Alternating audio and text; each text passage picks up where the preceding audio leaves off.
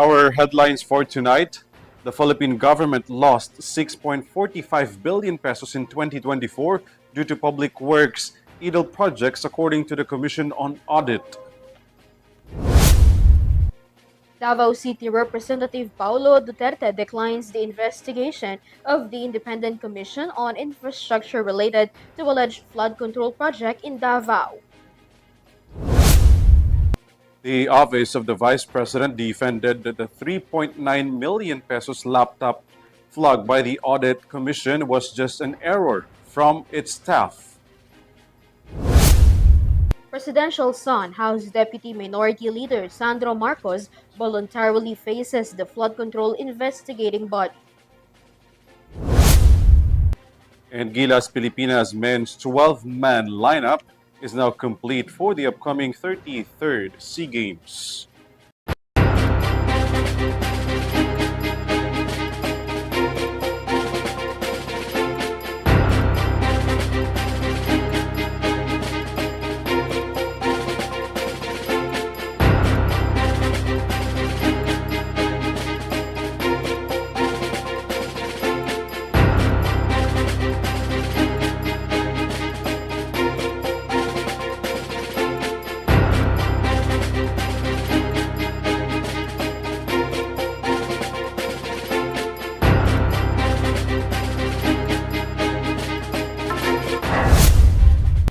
Good evening, bringing you the latest news for tonight. I am ALVIN, PELOBELLO. And I am KRIZZA Lopez. This is Eurotv News. Thread the details in our broadcast.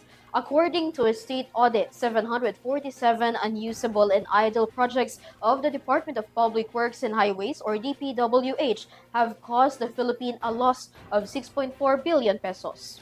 The Commission on Audit attributed this to the lack of supervision and monitoring of essential infrastructure. Here's more. It has been 4 months since the revelation of defective and ghost flood control projects under the Department of Public Works and Highways, sparking investigations in the Senate, the House of Representatives, and leading to the formation of the Independent Commission for Infrastructure. According to the Commission on Audit, the government lost 6.45 billion pesos in 2024 due to idle, delayed, and unusable DPWH projects. The audit report found that 747 projects failed to comply with contractual provisions. The COA attributed this to poor supervision and weak monitoring. The defective projects, it warned, could threaten public safety and further damage infrastructure. More importantly, they reflect an ongoing waste of government funds. Following the findings, COA ordered the DPWH to compel contractors to repair, modify, or correct the identified defects in all infrastructure projects. COA also directed the department to conduct irregular inspections of all ongoing and completed projects. This is KRIZZA Lopez for Eurotv News. Davao City 1st District Representative Paulo Duterte has refused to appear before the Independent Commission for Infrastructure, maintaining his stance that the commission is part of the executive branch and was created to cover up through corruption under the Marcos administration. Mia Layagin has the report. As the Independent Commission for Infrastructure continues its investigation on anomalous flood control projects in the country, among the resource persons invited this week is Davao City 1st District Representative Paulo Pulong Duterte. This is in relation to ACT Teachers Party List Representative Antonio Tino's allegations of over 4 billion pesos anomalous projects in Davao from 2019 to 2022. Duterte have repeatedly denied the allegations, firmly maintaining his ground that Davao City has nothing to hide. In an official statement on Thursday, however, Duterte confirmed that he declined ICI's invitation for his presence in a hearing. In a letter, Duterte emphasized that ICI is part of the executive branch and has no jurisdiction or power over him as he is a member of the Congress. Duterte also noted that he was not a member of the House Committee on Appropriations from 2019 to 2022 and that he is not competent to answer ICI's queries over the matter. He further added that there is no factual or legal basis on ICI's invitation and that it is vague and ambiguous. In the same letter, Duterte argued that ICI should investigate instead allegations of former lawmaker Zaldico against President Ferdinand Marcos Jr. his family, and former House Speaker Martin Romualdez. He said that he believes that Marcos formed ICI to hide their own irregularities and that it is just a political propaganda against their family. Meanwhile, following Duterte's decline, Tino immediately criticized his fellow lawmaker over the move. Tino pointed out how Congressman Pulong seemingly ratted out of the investigation despite previous statements of being ready to face ICI. A day before Duterte declined the invitation, he have expressed readiness to welcome ICI's investigation as he has nothing to hide and nothing to run for. Tino said that the general denial is not enough and that even dared Duterte to face and answer the investigation over the use of funds in his district. This is Mia Layagin for Eurotv News. The Commission on Audit or COA has flagged the acquisition of 13 laptop units by the Office of the Vice President that cost 3.9 million pesos. However, the OBP countered the report, stating that the 3.9 million pesos budget actually covered 12 photocopier machines and 1 unit of a desktop computer. More from this report. The Commission on Audit, on its 2024 annual audit report, flagged the supposed purchase of 30 new laptop units of the Office of the Vice President amounting to 3.9 million pesos. This means each laptop unit appeared to cost 301,230 pesos. But the OBP immediately clarified that the issue stemmed from a staff encoding error. They explained that the 3 million pesos referred not to laptops but to 12 photocopier machines and 1 desktop computer, all of which were donated to the OBP. According to the donor, the 12 photocopier machines amounted to 3.824 million pesos, while the desktop computer used for video editing was valued at 92,000 pesos. The OBP said they submitted the detailed transaction documents and journal vouchers to COA, but the staff mistakenly entered the items incorrectly in the summary provided to the auditors. However, progressive groups are not convinced. Kabataan Party List Representative Renico called the OBP's explanation unbelievable, questioning how a photocopier could be recorded as a laptop in an audit report. She also claimed that Vice President Sara Duterte is no anti-corruption champion and labeled the Duterte family as a corrupt political dynasty. Co challenged the Vice President to urge her brother, Congressman Paulo Pulong Duterte, to attend the ongoing investigations. Meanwhile, the OBP released a statement responding to the criticism, saying the audit, observations, and recommendations were already discussed during the exit conference on May 16, 2025. As a result, the OBP received an unmodified opinion on its financial statements for the year ending December 31, 2024. It can be recalled that Vice President Sara Duterte faced an impeachment complaint in 2024 over the alleged misuse of confidential funds, but the case was archived in 2025 under the 20th Congress.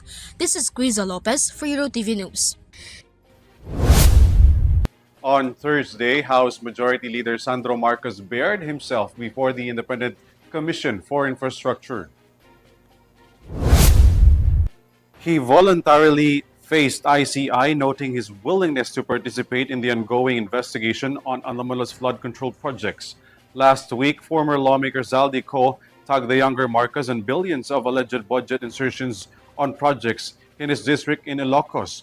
The younger Marcos have initially denied the accusations and have expressed willingness to face any related investigation.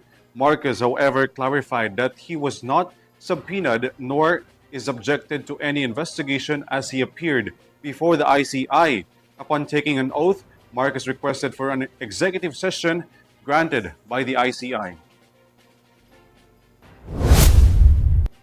Amid the ongoing corruption controversies, the Party List Coalition Foundation Incorporated, led by House Deputy Majority Leader Jose Bonteves Jr., insisted that the morale of its nearly 50 members remains high, emphasizing their continued and unified support for the leadership of House Speaker Faustino Boji D. More from this report. Amid the issues allegedly implicating some lawmakers in the lower chamber of Congress, the Party List Coalition Foundation Incorporated insists that the lawmakers remain steadfast despite the issue. along with the launch of the Portalis Coalition Foundation Incorporated of the PCFI's Batang Malusog Child Nutrition Program, led by its President, House Deputy Majority Leader, and TGP Portalis Representative Jose Bonteves Jr., he stressed that the morale of the lawmakers in the Congress remains high despite the issue. Kami po sa Portalis Coalition lang ay magpakita ng pagkakaisa, magpakita ng suporta sa ating gobyerno sa mga ginagawa nilang pagbabago. Palagi kong sinasabi na ang Portalis Coalition po ay iisa. And try to regain, the important thing, try to regain the trust and confidence of the Filipino people.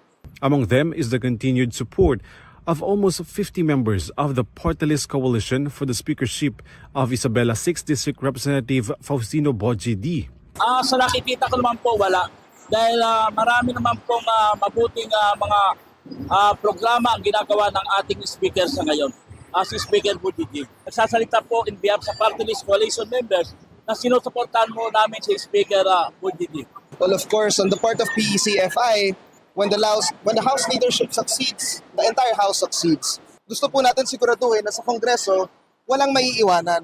Kitang-kita naman po natin ngayon sa Portalis Coalition, nagkakaisa kami ngayon dahil naniniwala kami sa kabataan. Iba't ibang sektor ang inire-representa namin, but we remain united. Nagbigay din ang party list ng manifesto of support sa ating butihing speaker, Faustino D.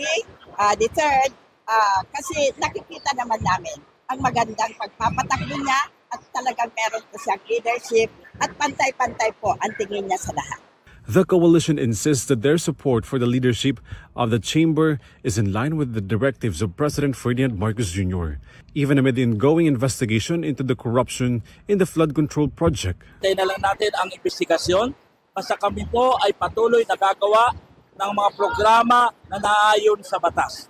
At kami po ay gagawa ng mga programa na ipakikita namin sa buong Pilipinas, sa sambayan ng Pilipino, na kami mga party list members ay may ginagawa at makakatulong sa ating programa at nakakatulong kung ano man po ang mga programa ng ating pamalaan at programa ng ating Pangulong Ferdinand Bongbong Marcos. Well, natural because we now have a new speaker. So he must be given the free hand.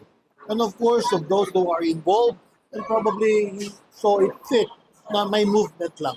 Almost 97 members of the House of Representatives from Mindanao and Metro Manila have also expressed support for this leadership in the chamber. Despite the challenges facing the current administration, the sincerity and the principled response of the chamber's members remain. This is ALVIN PELOBELLO for Eurotv News. Health officials are sounding the alarm over the rise of counterfeit medicines and vaccines sold online. The DOH warns the public to stay vigilant and purchase only at the authorized stores. Catherine Landicho tells us more.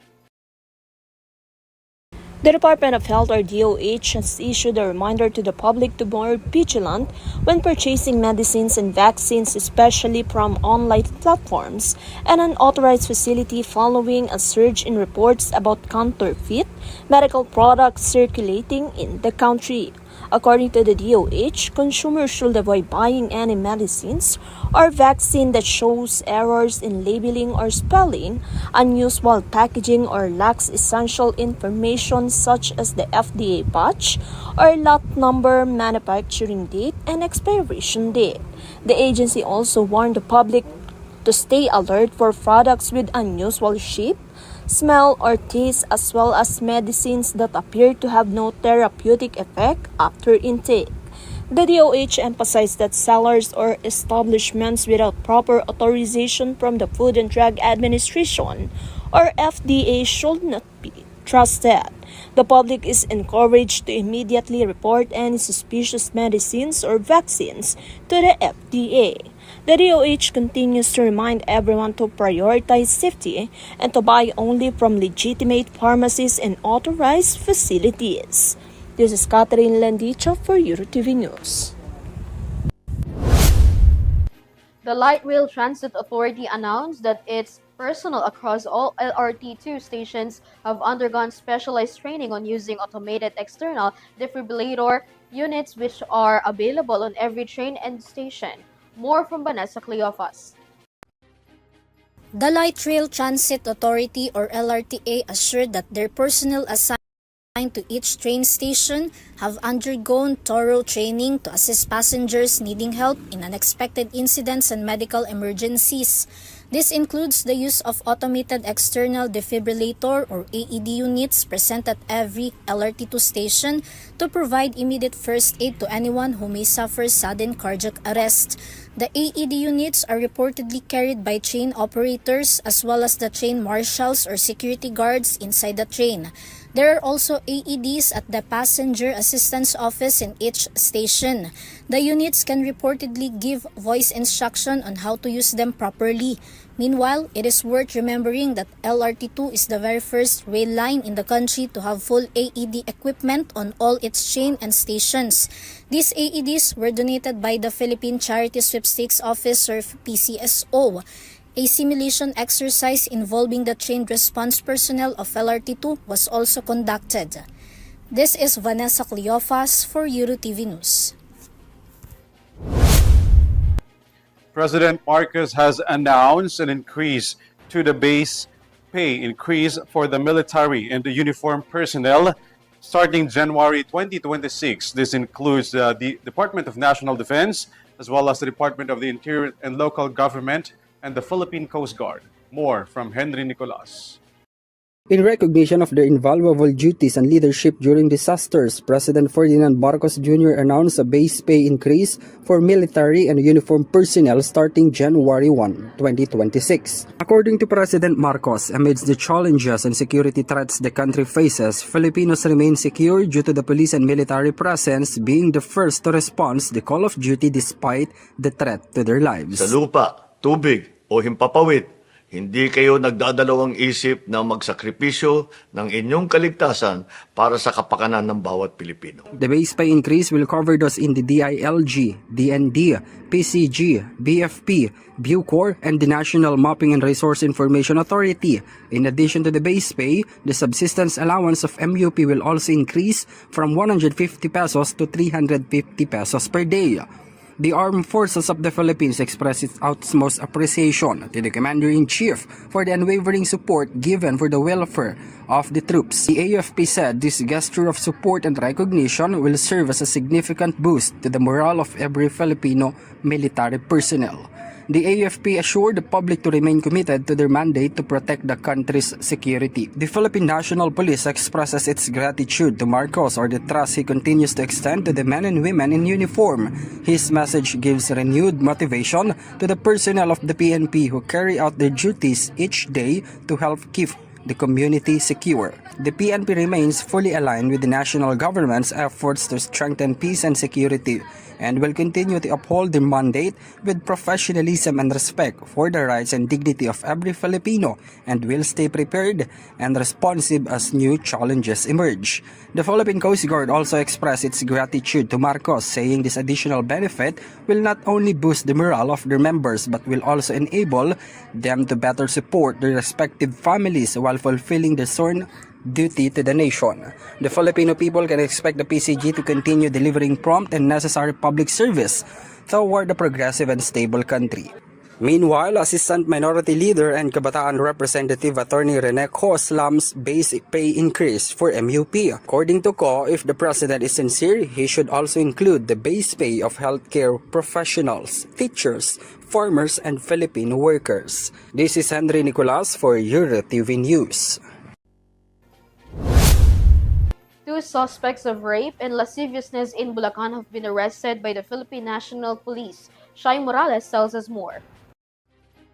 Two most wanted suspects linked to rape and acts of lasciviousness were arrested in separate police operations in Bulacan. First to be apprehended was the fourth on Bulacan's provincial most wanted person list, arrested in Barangay Kamalig, Kawayan City. The suspect, known as alias Berto, a 23-year-old male, was arrested around 2:30 p.m. yesterday by virtue of a warrant of arrest for rape, which carries no recommended bail. Meanwhile, another city-level most wanted person was arrested in an operation in Sitio Holo, Barangay Sapang Palay proper, City of San Jose del Monte. The suspect was identified as alias Joel, a 36-years-old resident of the province, who was arrested by virtue of a warrant of arrest for acts of lasciviousness in relation to Republic Act 7610 or the Special Protection of Children Against Abuse, Exploitation and Discrimination Act with a recommended bail of 200,000 pesos. Both suspects are now under police custody. This is Shai Morales reporting for Eurotv News. Borongan City is now on high alert as local disaster officials raise a red alert status ahead of Tropical Depression Wilma. Emergency teams are on standby as authorities warn residents to brace for possible floodings and heavy rains. Catherine Landicho returns. The Disaster Risk Reduction and Management Operations Center or CDRRMO has declared a red alert status in preparations for the possible impact of Tropical Depression Wilma, according to an official memorandum issued by Borongan City Disaster Risk Reduction and Management Office. Under the red alert status, all emergency response units in the city, including monitoring teams, rescue personnel, and other concerned agencies have been placed on heightened readiness. The declaration aims to ensure quick and efficient response should flooding, heavy rains, or other hazard brought by the storm occur. Residents are continuously advised to monitor official announcement and avoid becoming complacent. The CDRRMO remains on full alert for any developments in the weather situation as a tropical depression moves closer to the area. This is Catherine Landicho for Eurotv News. Australia will implement its nationwide social media ban starting December 10, requiring major platforms like Facebook, Instagram, and TikTok to block users under the age of 16 from creating accounts. Son Santiago has more. In 1 week, Australia will become the first country in the world to ban under 16s from having social media accounts. This is what Australia's Communications Minister Annika Wells proudly declared as the country prepares to roll out its nationwide social media ban for children under 16 starting next week. Beginning December 10, notable platforms like Facebook, Instagram, TikTok, YouTube, and X, among others, will be required to block anyone under the age of 16 from creating or keeping an account. This measure is under Australia's Online Safety Amendment or the Social Media Minimum Age Bill of 2024. Based on the data shared by the Australian government, almost 86% of children aged 8 to 15 use social media. Wells said this law is the catalyst to protect the well-being of young Australians from what they call an online purgatory, driven by predatory and addictive algorithms, such as the threat from online pornography and cyberbullying. With one law, we can protect Generation Alpha from being sucked into purgatory by predatory algorithms described by the man who created the feature as behavioural cocaine. That's why this law matters, to give Gen Alpha and the next generation a break from the persuasive and pervasive pull of social media. This specific law will not fix every harm occurring on the internet, but it will make it easier for kids to chase a better version of themselves without being chased into predatory algorithms. However, apps designed for children like YouTube Kids and educational tools such as Google Classroom are not included in the restriction. If failed to comply, social media companies will be potentially penalized instead if they let minors sleep through their applications. However, if a child has a social media account on 10 December, then that platform is breaking the law. United Nations Children's Fund or UNICEF Australia, however, said that simply shutting out these young Australians won't fix the deeper problems. The agency said social media also offers educational and social value, helping young people stay connected as long as it imposes a much safer environment. Meta platform, who holds Facebook and Instagram, already began shutting down 500,000 accounts of users today. This is Son Santiago for Eurotv News. The Samahang Basketball ng Pilipinas finalized the Gilas Pilipinas men's 12-man roster for the upcoming 33rd Southeast Asian Games, topping an all-new lineup led by 30 Ravenna, Matthew Wright, and Bobby Ray Parks. Kyle Basa has the sports news. For so many revisions of lineup due to the players' eligibility, at last, Samahan ng Basketball ng Pilipinas confirmed the roster today, December 4. 30 Ravenna, Matthew Wright, and Bobby Ray Parks Jr. will be spearheading the Gilas Pilipinas men's for the upcoming 33rd Southeast Asian Games. The three will be with other PBA and collegiate players including Cedric Manzano, Dalf Panopio, Justin Chua, Robert Bolick Jr., Von Pesumal, Abu Trater, Allen Liwag, Jamie Malonzo, and VJ Pre for the overall 12-man lineup of the team for an extreme battle that will happen in the tournament. According to head coach Norman Black, he did not let the previous players that represented the country in the past SEA Games 2023 that were held in Cambodia. His main reason is that most of the players are also in the lineup for FIBA. That is why he just let them focus on the FIBA World Cup 2027 Asian qualifiers. Gilas Pilipinas will defend the crown and do their utmost best to claim the gold once again in this year's SEA Games that will be held this December. This is Kyle Basa reporting for Eurotv News. Eurotel Hotel ushered in the festive season with its first ever Christmas tree lighting ceremony and launched Eurobears, a charity plushie whose proceeds will be donated to missionaries of the poor. Vanessa Cleophas has the details. A symbol of hope, togetherness, and celebration in the upcoming holiday season this year. That was the message Eurotel Hotel wanted to convey to their guests as they welcomed them with a Christmas tree, a reminder of the long-celebrated Filipino Christmas. For the first time ever, Eurotel Hotel held a Christmas tree lighting ceremony to usher in the festive season. Ladies and gentlemen, let us all count down together in 10, 9, 8, 7, 6, 5, 4, 3, 2, and 1! Alongside the ceremony, Eurotel also launched Eurobears, which guests could purchase for 299 pesos only. The proceeds are intended for their beneficiaries, missionaries of the poor, which cares for around 20 children and elderly individuals. According to Eurotel's marketing head Christian Emmanuel, the opportunity to help through Eurobears is proof that Eurotel not only delivers quality service but also has a heart for helping those in need and spreading joy even through small acts. You know, missionaries of the poor is in our community for almost 20 years na, no? Ang beneficiaries natin sa kanila is around 20 children na may special needs, may cerebral palsy, na iniiwan lang mostly sa simbahan and sa institution. So, ngayon, inaalagaan sila ng mga brothers at ng community. You know, it's a big help kasi sabi ko nga, for every purchase ng Eurobear, bibigay namin sa mga kids. So, malaking tuwa sa kanila yun. Yun pa lang no? Kasi pag binigyan mo ng teddy bear, it's a sign of comfort, di ba? And Christmas sa kanila. And aside to that, yung malilikom namin pera is tatapatan namin. We will do matching na gusto nga namin is mabigay yung mga basic needs nila, especially with pampers, or diapers, and hygiene kits, and then of course medicines.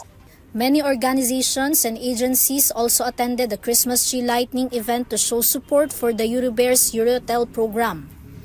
Christmas time, so it's time for giving. Today is just memorable and very historic for Eurotel Hotel since ito po yung first nila na gagawin itong proyektong ito. So it's a convergence of partners, civil society organization. Christmas lighting activity is really one of a kind. It's the first time, and we wish that more will happen in the future, benefiting the children that will be given these teddy bears and will be sold. Napakahalaga ng collaboration, no, ng barangay at ng Eurotel kasi dito kasi nagtutulungan yung mga business establishment when it comes sa mga kabarangay, constituents, hindi lang dito sa aming barangay, iba't ibang barangay natutulungan ng Eurotel. Napakagandang proyekto po nito ng Eurotel. Mahalaga na kahit sa maliit na bagay ay mapapasaya natin ang mga bata na nangangailangan lalo na sa pagkalinga. Sa pamamagitan ng BEAR, makikita natin na in a way na para maramdaman din nila na maraming nagmamahal din po sa kanila. Eurotel, you have invited us all to be part of a different kind of infrastructure. The infrastructure of hope. The infrastructure of compassion. You've shown us that while we at the OTR work to connect islands, regions, you are here connecting comfort to charity. You are building a bridge of empathy straight into the hearts of children at the missionaries of the poor Manila. And for that, I commend you. Meanwhile, aside from Eurotel Hotel North EDSA, Eurobears will also be available in all Eurotel branches not only in Metro Manila but also in Angeles and Boracay to reach more people with their fundraising efforts. They say that their mission with Eurobears and Christmas tree lighting will continue yearly. This is Vanessa Cleofas for Eurotv News. And that's the latest news for tonight. You may visit Eurotvph.com for more news and information. Once again, I am KRIZZA Lopez. You can also catch our live broadcast through our social media accounts and Vibe and Extreme channel. I'm ALVIN PELOBELLO. Thanks for joining us. This is Eurotv News Thread. Stay safe. Have a good night, everyone.